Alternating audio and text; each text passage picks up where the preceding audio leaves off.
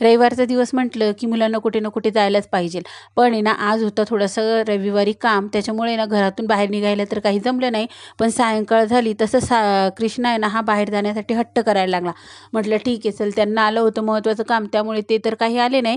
आणि मग आम्ही दोघं जणच आहे ना गाडीची चावी घेऊन निघून आलो गार्डनमध्ये. आता गार्डन होतं भलं मोठं आणि इकडे तिकडे पळण्यातच कृष्णाला खूप मज्जा वाटत होती. फायनली त्याने बॉल देखील आणलेला होता आणि तो बॉल आम्ही तर खेळलो. पण नंतर आहे ना तो खूप इकडे तिकडे पळापळ करायला लागला. आता मी तर थकून गेलेली. तर तुमची देखील मुलं आहे ना गार्डनमध्ये गेले की अशीच करतात का, मला कमेंटमध्ये नक्की सांगा फ्रेंड्स. आणि त्यानंतर आहे ना तो ना स्लायडर वगैरे देखील खेळला, फुटबॉल खेळला, खूप सारा खेळला, तरी त्याचं मन काही भरत नव्हतं आणि तो तिथून बाहेर निघण्याचं काही सांगत नव्हता. मी त्याला खूप रिक्वेस्ट केली की आता घरी चाल, पण तो आहे ना खेळण्यातच खूप मग्न झालेला होता. फायनली ना मी त्याला मनवलं आणि ना बोलली की चल मी तुला काहीतरी खाऊ घालते. आणि एकदा झोक्यावर बसला तरी तो उतरायचं नावच घेत नव्हता. झोका खेळून दुसरे मुलं देखील झोका मागत होते, परंतु बघितलं तर सर्वच मुलं त्याच प्रकारचा हट्ट करत होते.